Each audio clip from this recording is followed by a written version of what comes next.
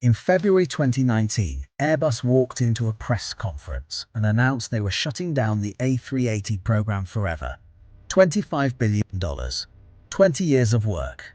The world's most ambitious commercial aircraft, dead. And the official story was simple. Not enough orders. Wrong plane for the market. Bad timing. But here's what that explanation leaves out. Boeing knew the A380 was coming. They watched Airbus spend billions building it. And rather than just building a better plane and hoping for the best, Boeing ran one of the most calculated campaigns in aviation history to make sure the A380 never had a chance. This isn't the story of a plane that failed. This is the story of how a competitor made sure it would. Here's what actually happened. By the late 1990s, Boeing had a problem. Airbus was gaining ground fast. Through the 1980s, Boeing had dominated commercial aviation almost completely, but by the year 2000, Airbus had clawed their way to roughly 50% market share. Boeing needed something to change. And when Airbus announced the A380 in December of 2000, Boeing didn't panic. They got to work. The first move was one Boeing had already been setting up for years without anyone realizing it. Back in 1985, the FAA approved something called ETOPS, Extended Twin-Engine Operations. It allowed twin-engine planes to fly oceanic routes for the first time, as long as they stayed within 60 minutes of an airport. It sounds like a routine regulatory change. It wasn't. Boeing had been pushing for that rule change for years. Their twin-engine 767 was sitting ready the moment the FAA approved it. TWA flew the first approved twin-engine transatlantic flight that same year. That was 1985. The A380 wouldn't launch for another 15 years. But Boeing was already building the regulatory foundation that would eventually make four-engine superjumbos obsolete, and they weren't done. Here's where it gets interesting. ETOPS didn't stay at 60 minutes. The rules kept expanding. 120 minutes, then 180, then 207. And in 2007, the A380 was entering commercial service for the first time. The FAA approved ETOPS 330, 330 minutes, 5.5 hours. A twin-engine plane could now fly over 5 hours away from the nearest airport. Think about what that timing means. The A380 spent 6 years in development. It entered service in 2007, and in that exact same year, American regulators signed off on rules that meant any twin-engine plane could now fly any route in the world. The entire engineering justification for a four-engine superjumbo had just been erased. In the same year, the A380 finally launched. Boeing had been lobbying for ETOPS expansion throughout the entire A380 development period. Every time the rules expanded, twin-engine planes got more capable. Every time twin-engine planes got more capable, the case for buying an A380 got weaker. Boeing didn't need to sabotage the A380 directly. They just needed regulators to keep saying yes. And regulators kept saying yes. But Boeing's most clever move came even earlier, and almost nobody connects the dots on this one. In 1996, Boeing unveiled the 747X, a stretched double-decker version of the 707 that could carry over 650 passengers. On paper, it was Boeing's answer to what Airbus was rumored to be planning. Boeing took it to airlines. Airlines showed interest. Boeing spent years developing it, customizing it, adding features. Then, in early 2001, Boeing quietly killed the project. The official reason was that the market forecast only showed 70 to 80 aircraft over 9 years. The math didn't work, so they walked away. But here's what that move actually did. Boeing spent 5 years making airlines think a superjumbo was coming from them too. Airlines held off on fully committing to the A380 concept because Boeing's version was still on the table. When Boeing finally killed the 747X, those same airlines didn't rush to Airbus. They paused. They waited to see what Boeing would do next. And what Boeing did next changed everything. On March 29, 2001, The exact same day Boeing confirmed the 747X was dead, they unveiled the Sonic Cruiser, a futuristic-looking plane designed to fly just under the speed of sound. Delta wings, canard design, the complete opposite of the A380 in every possible way. Airlines were intrigued. Richard Branson said he expected to order several. American Airlines showed interest. Boeing laid out a 5-year plan. The aviation world spent the next 2 years talking about speed instead of size.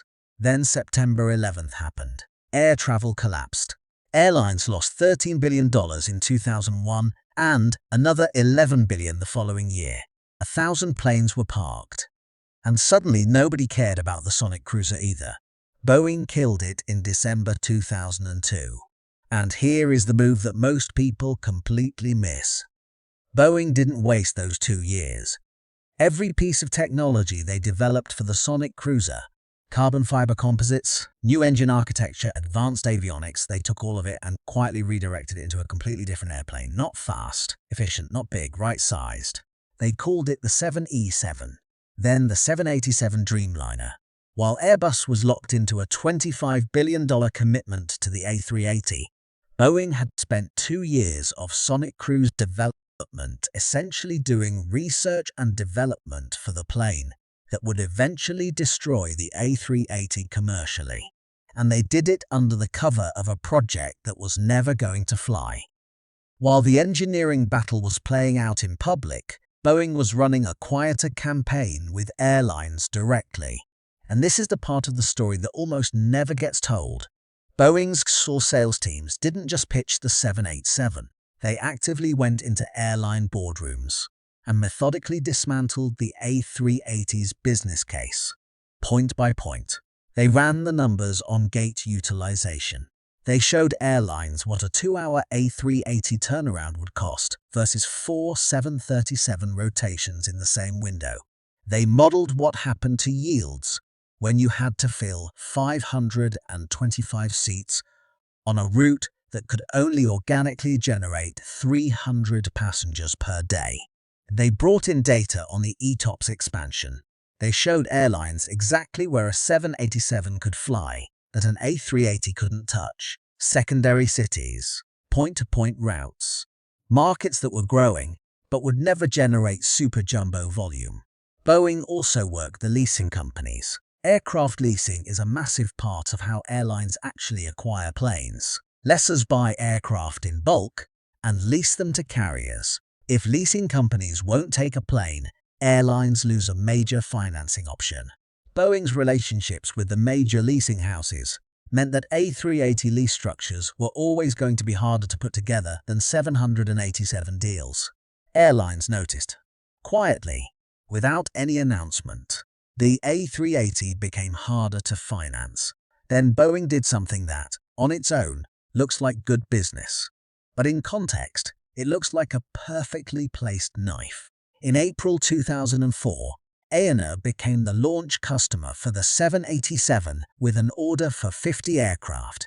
The announcement generated massive industry attention. Airlines that had been considering the A380 suddenly had a concrete alternative, with firm delivery dates, firm pricing, and firm performance specifications. The 787 launch didn't just give airlines something else to buy.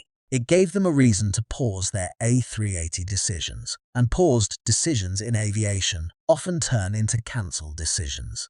Between 2004 and 2007, as the 787 gained momentum, A380 orders slowed significantly. Airlines that had been in conversations with Airbus started asking for more time, more data, more justification.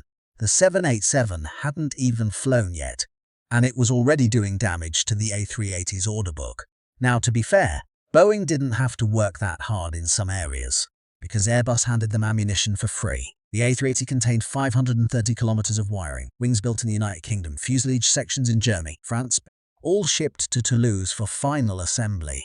When the German wiring harnesses arrived and workers tried to connect them to the French sections, they didn't fit. Different teams had been running different versions of the design software.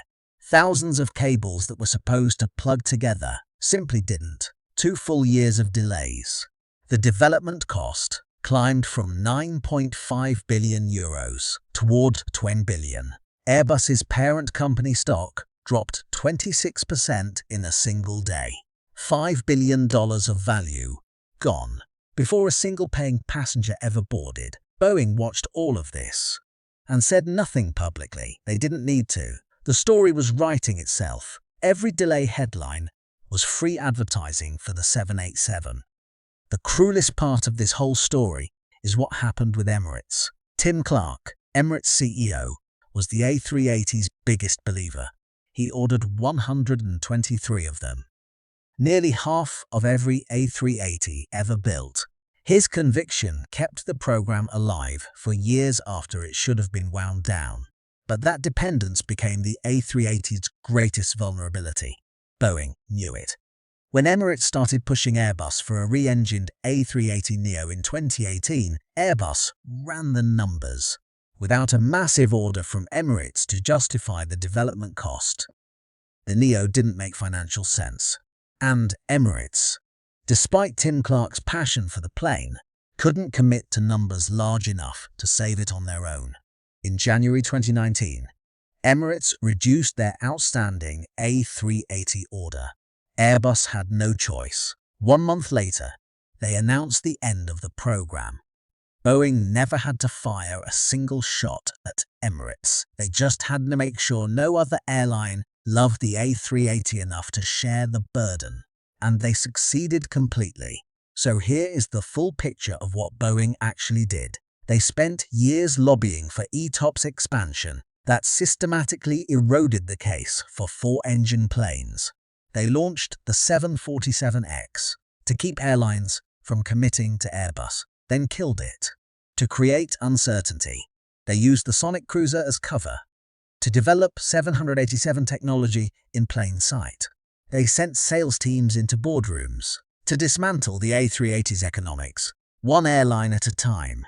They worked with leasing companies to make A380 financing harder. They timed the 787 launch to interrupt A380 momentum at its most critical period. None of this was illegal. None of it was even particularly hidden. It was just ruthlessly, systematically effective. Airbus built the best superjumbo ever made. Passengers loved it. Pilots loved flying it. Emirates will keep their fleet going into the mid-2030s. But loving a plane and building a commercially viable program around it are two completely different things. Boeing understood that. Airbus didn't. The A380 didn't die because the world changed. The world changed because Boeing spent 20 years making sure it would.